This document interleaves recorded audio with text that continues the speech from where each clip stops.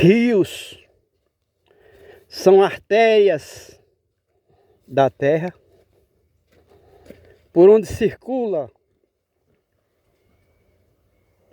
o principal fluido, a água corrente, que compõe o sangue e a seiva da vida. Nós estamos vendo esse pequeno riacho seco. Provavelmente não teve água corrente aqui em 2025, porque as chuvas de baixa precipitação não era suficiente para umedecer esse solo inclinado, um declive, e corresse água para as baixadas, as depressões do terreno, que é o riacho, o rio. Chuvas de 20 milímetros aqui mal molha a superfície do solo e não é suficiente para escorrer. Apesar de ter uma vegetação secundária, aqui não existe vegetação primária, nativa, que a gente vê que a maioria das plantas se resume a 3 espécies, ou 4, incluindo os cactos, porque esse terreno foi mantido nu durante dezenas de anos, talvez 80 anos, sem vegetação. O homem arrancava a vegetação e queimava, como forma de abrir os campos de lavoura e de pastagem do gado. E esse buraco que a gente está vendo aí foi uma carvoeira, onde o homem cortava a lenha, cavava esse buraco, cortava a lenha, jogava aí dentro, cobria com terra e deixava 2 suspiros, um na frente e outro atrás, para circular o vento, e metia fogo, para que a celulose da planta se transformasse em carvão pela ação do fogo. Então isso aqui foi mantido desmatado durante muitos anos, e aqui não tem nenhuma planta com mais de 40 anos de existência. Como a gente disse, poucas espécies das plantas nativas que existiram aqui. No Cerrado do Brasil, aqui o Cerrado do Nordeste é o principal cerrado do Brasil. E cerrado significa densidade de plantas por área, podendo existir aqui até 3 plantas em 10 mil metros quadrados de terra. Plantas a nível de árvores e arbustos.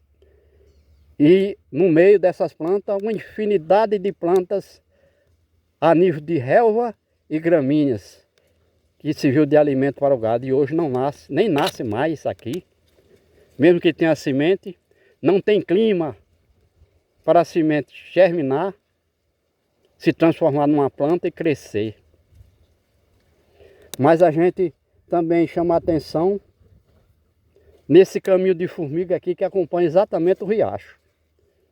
A gente sabe que as formigas saem do formigueiro à procura de alimento, que são folhas verdes, quando a umidade do ar aqui chega a 80%, que significa chuvas, que significa dizer prenúncio de chuvas. Mas como não existe mais essa umidade do ar aqui, porque aqui a umidade do ar chega no máximo hoje a 60%, porque não tem nuvens para distribuir a umidade no ar, e já não há água suficiente na litosfera e na hidrosfera para evaporar, para aumentar a umidade do ar e até para formar nuvem. Não tem água aqui mais armazenada, porque o volume de chuva é insignificante. E aí a gente caminha mais um pouco aqui nesse caminho de formiga, porque ela certamente sabe que onde tiver um riacho poderia ter um açude, e onde tivesse um açude teria água armazenada, e onde tivesse água armazenada, teria vida, principalmente plantas verdes que servem para o seu alimento. E a gente caminha aqui nessa expectativa de que a formiga pudesse estar indo em direção à existência de um açude, de um barreiro que armazenaria água doce. E se tivesse água doce, teria vida, teria plantas verdes para colher as sementes. A gente está aqui vendo o bagaço que a água arrastou, a água corrente arrastou nesse riachinho. Provavelmente em 2024, porque em 2025 não teve chuva suficiente aqui para a água correr nesse riacho. Não teve água corrente no riacho, embora tenha caído aqui no mínimo 300 milímetros de chuvas. É o mais provável pelo aspecto das plantas.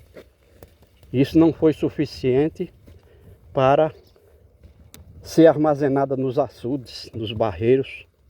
E o fato é que o Rio Grande do Norte, por exemplo, está numa grande crise hídrica em 2025 e provavelmente haverá racionamento de água. Para se ter uma ideia, em janeiro de 2025, o armazenamento de água em reservatórios era de 61%.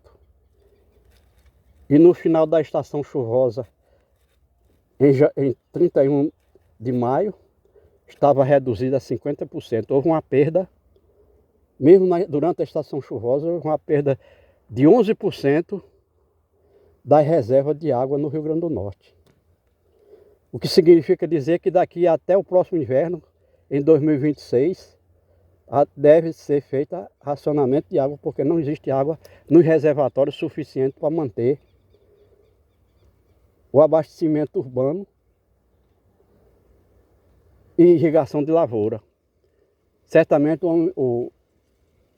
as autoridades vão optar pelo abastecimento urbano até que tenha outra chuva em 2026 suficiente para armazenar água nos açudes, o que não aconteceu em 2025. Isso já acontece outras vezes, vários períodos,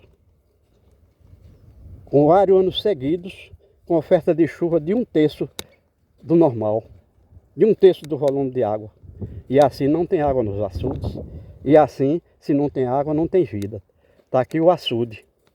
E nós chegamos aqui nessas plantas secas, com a parte mais ou menos de 1 metro de altura totalmente preta. Aqui sim, era a represa do açude, onde o açude, que a gente está vendo na parede ali a cerca de 50 metros, armazenou sua água aqui.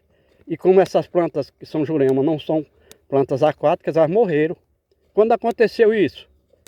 Certamente em 2024, porque em 2025 nenhuma água foi armazenada aqui, porque a oferta de chuva de 300 milímetros de janeiro até maio, 300 milímetros de chuvas, são 300 litros de água por metro quadrado, o que corresponde a uma lâmina de água de 30 centímetros de espessura. Só que, com o aquecimento global em andamento, essa água foge extraordinariamente. Como a gente sempre diz em nosso trabalho de educação ambiental, a água aqui foge como o diabo foge da cruz. Mas existe tecnologia ao alcance do homem, que ele pode captar e armazenar água da chuva de 300 milímetros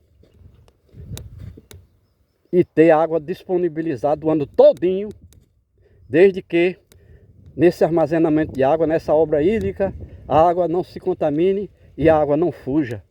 O que é o contrário do que acontece aqui no açude, que a água, além de fugir uma lâmina d'água de 1 centímetro por dia da represa, que corresponde a 10 milímetros, ou seja, em 100 dias foge 1 metro de lâmina d'água de uma represa dessa. A água é totalmente contaminada. Não se pode dizer que uma água que bate nessa sujeira todo dia de matéria orgânica decomposta, incluindo fezes do gado e fezes dos animais da fauna que ainda restam, seria água boa.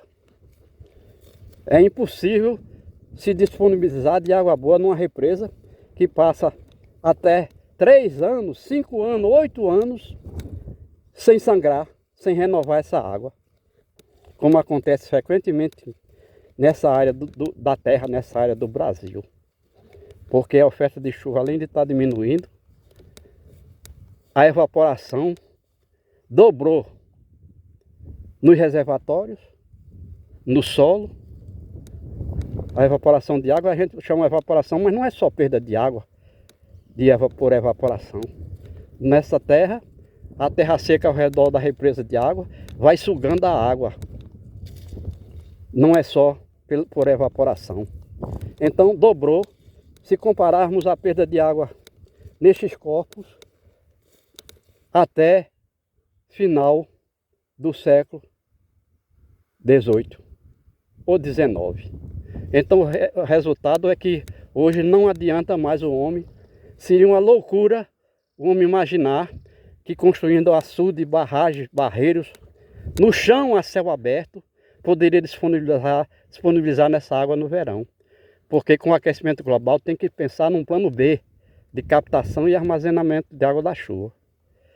E esse homem, embora exista essa tecnologia, aqui no Brasil ainda é totalmente desconhecida. É provável que em países com as pessoas, com o povo mais desenvolvido intelectualmente, já existe essa forma de captar o máximo de água da chuva sem perda, sem evaporação, sem contaminação, armazenando essa água tal qual vem das nuvens, para que se possa disponibilizar de água da chuva para produzir vida, para criar e manter vida.